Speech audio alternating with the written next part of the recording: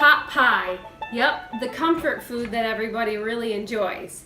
Welcome back to the Plant-Based Chow. I'm Holly Gramling. And today, that's what we're going to be making is pot pie. So I already have some of my ingredients here all ready and prepped for us. So let me just go through them and then we can get started.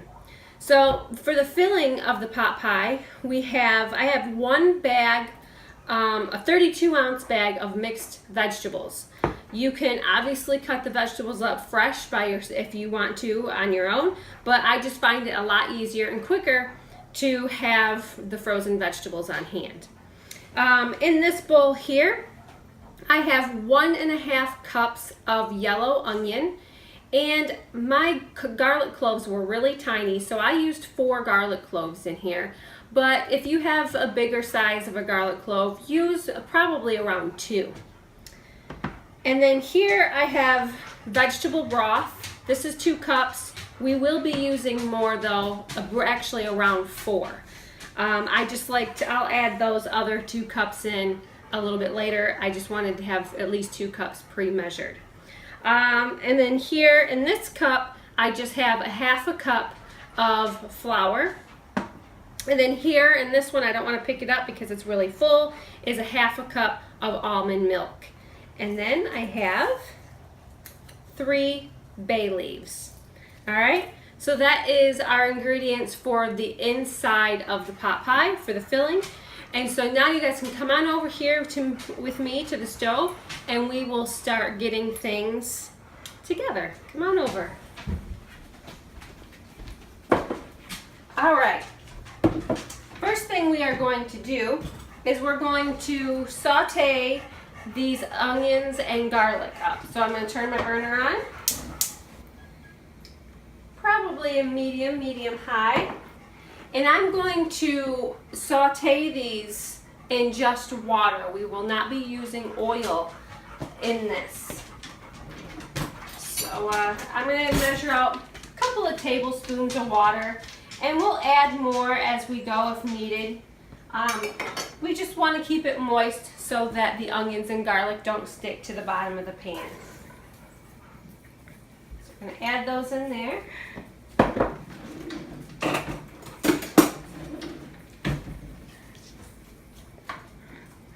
And we're going to saute these up. Come on in here, Jericho, and get it up close to the pan and see what's going on. Got that? And so we're just going to saute these up until the onions and the garlic get nice and the onions get translucent and the garlic gets soft. And that will take probably a good 3 to 5 minutes. All right, so we got our onions soft and our garlic soft.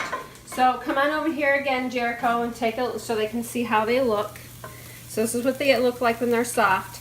And from here, I'm going to go ahead and add our 1/2 cup of flour. Okay? That in there. And I'm just going to let the flour coat the onions and get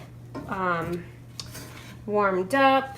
Kind of, to be honest, like I've told you in the beginning, I'm not a chef, I'm not a cook, I never went to school for anything like this, so I don't know what the purpose is of putting in the flour before you put in everything else and yada yada. I just know that I've done it in the opposite ways before and it just doesn't seem to work as well, so this is what I'm doing. I'm going by what I know. Alright, so that's good and coated. And also now what we're going to do is slowly add in our broth. And remember, you'll need 4 cups of broth altogether. I have 2 right here, and in a minute I'll fill this back up with water and put that in. That's because I'm using the Better Than Bouillon broth, which is basically like a paste, and you just add so much water per teaspoon. And so I already have all of the paste that I need in here, and I'll just add the water. So I'm going to use a whisk and slowly add this in. and whisk it up, and this is going to thicken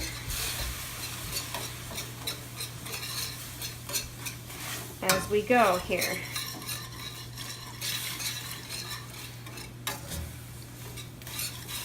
I planned to use homemade broth this time instead of the store-bought stuff, because this stuff isn't really that good for you. And I thawed my broth out, and there was a hole in the bag, and I didn't know it, and so it leaked all over, and so I couldn't do it this time around. I was a little sad. Alright, so I'm just going to kind of get that more stirred up and incorporated there, and then I'll start adding the other 2 cups here in just a second. Just want to get this nice and stirred, and so that it doesn't start sticking. So if you want to thicken up your sauce a little bit more, if it tends to be a little too runny for what you like, then you can take about a half a cup to a cup of the sauce out of the pan, whisk in a little bit more flour and get it nice and thick, and then you put it back in.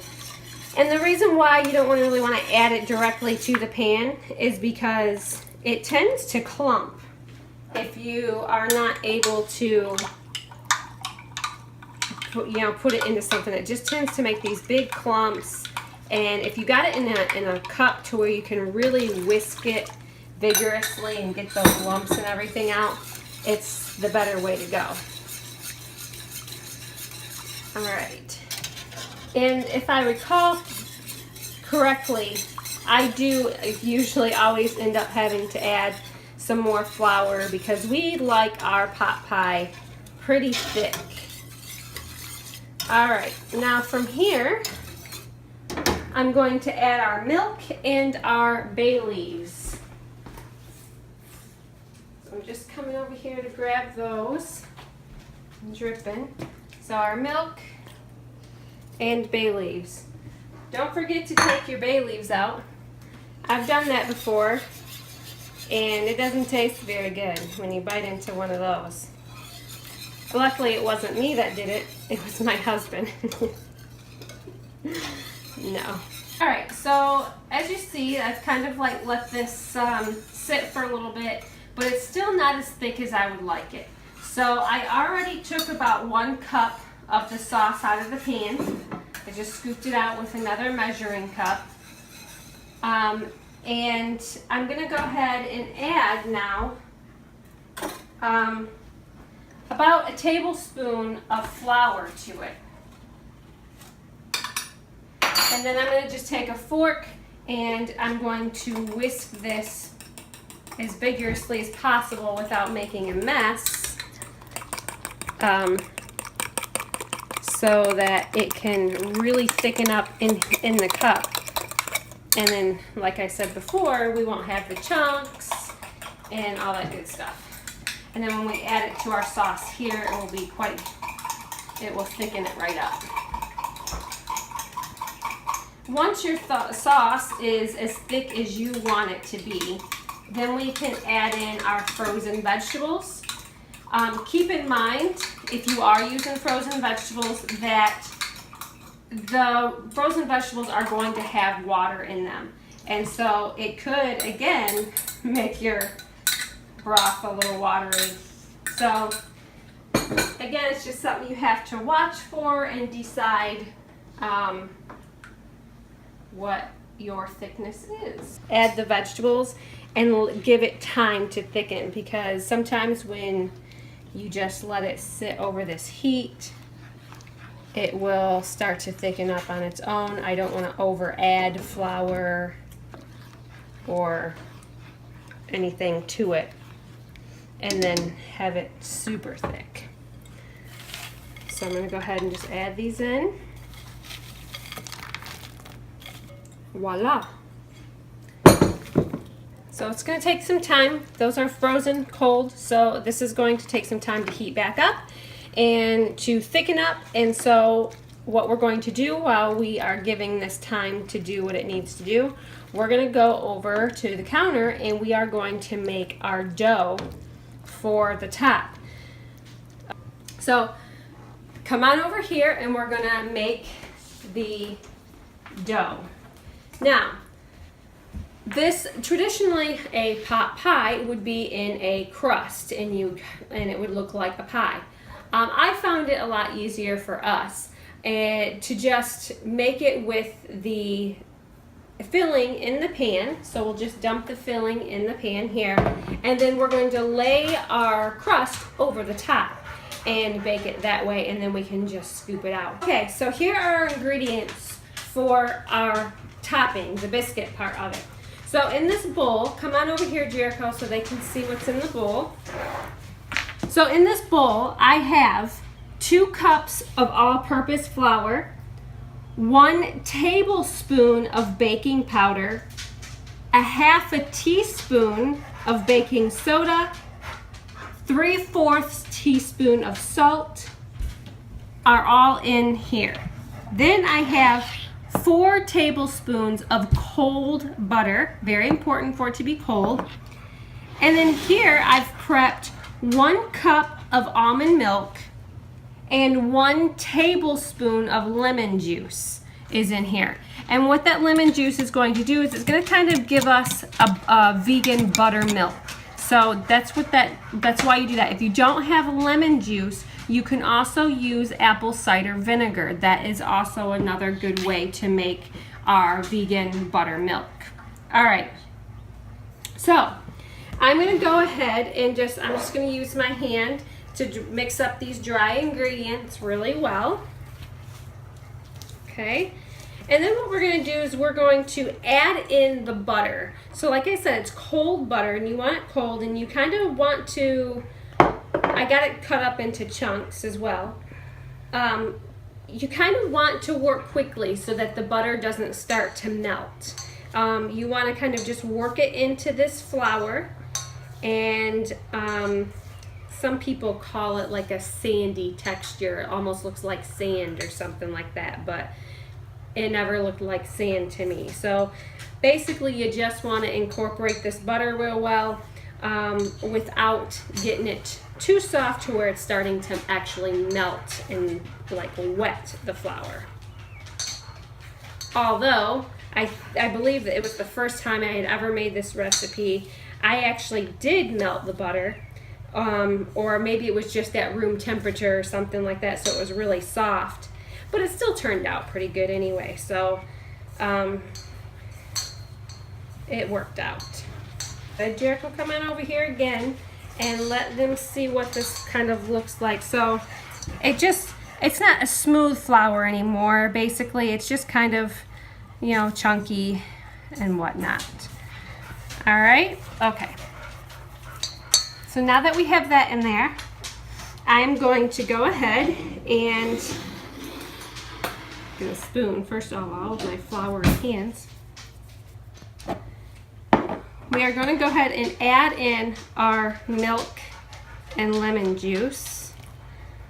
Actually, I'll just go ahead and add it all. I was going to add it little by little, but it doesn't really matter. So I'm going to stir this up.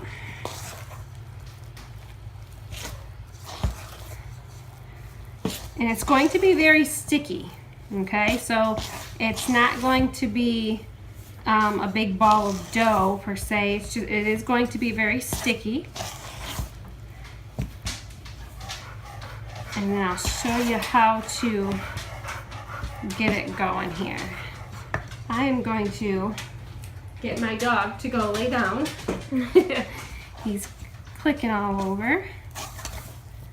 All right, so here we are, and we're at this texture here. So if I were to try to roll this out, it would probably stick all over my hands. And so what I'm going to do is I'm going to grab my bag of flour, and I am going to dust my countertop very well, and even my hands, get it on my hands as well so that it doesn't stick to my hands. And what I like to do is I like to bring my pan right over here that I'm going to be putting the topping over, so that when I am pressing it out that I can kind of get it at the same length and kind of eyeball the width of it as well. So I'm gonna go ahead and dump this dough right out onto the countertop.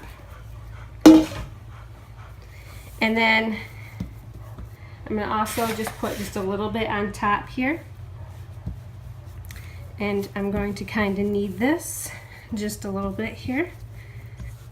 And I got it into a square, which is going to help me to press this out a little bit better. Making sure that it's not sticking to the counter. Just kind of push more flour underneath there. You can absolutely get a rolling pin if you need to. Sometimes I do, sometimes I don't. If I am having trouble getting it to the size that I need, sometimes I get it out. But this seems to be doing well so far. So I got it to about the length.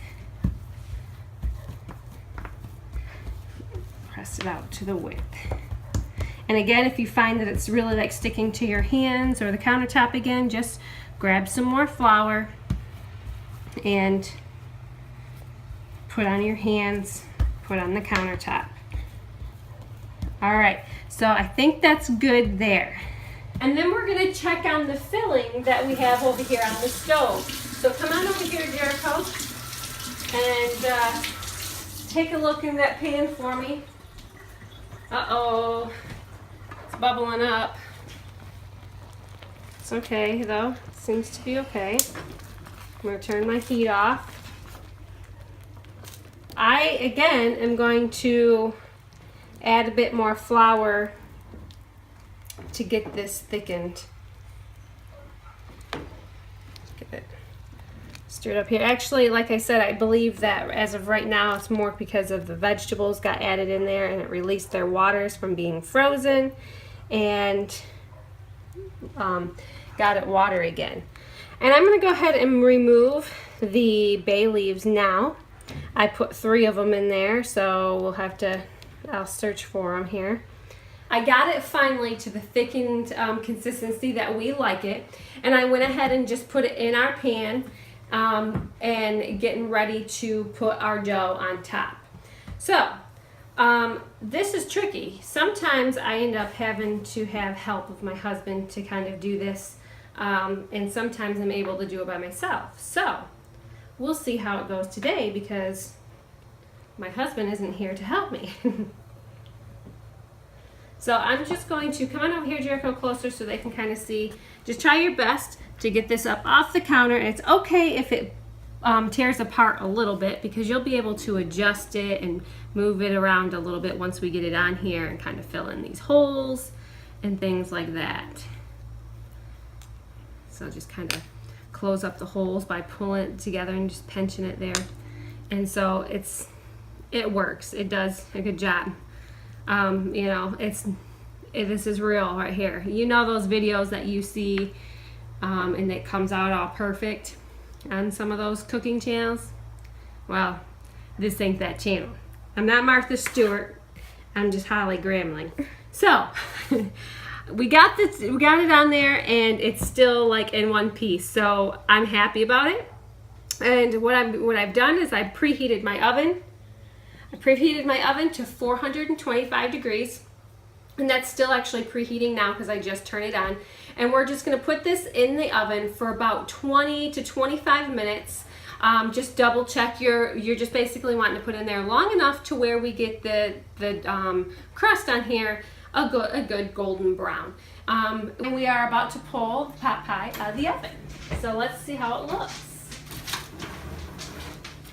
I put it on a pan, an extra pan, just so that in case it bubbled over or anything like that, it didn't get into the oven. And it looks like that it stayed on there pretty good. Come on in, show them the top, and look how beautiful and golden brown that is. Careful, it's hot. And I'm going to bring this on over here to the counter. All right. And we are going to scoop a piece of this out to kind of get through that crust there. Oh, it looks so good.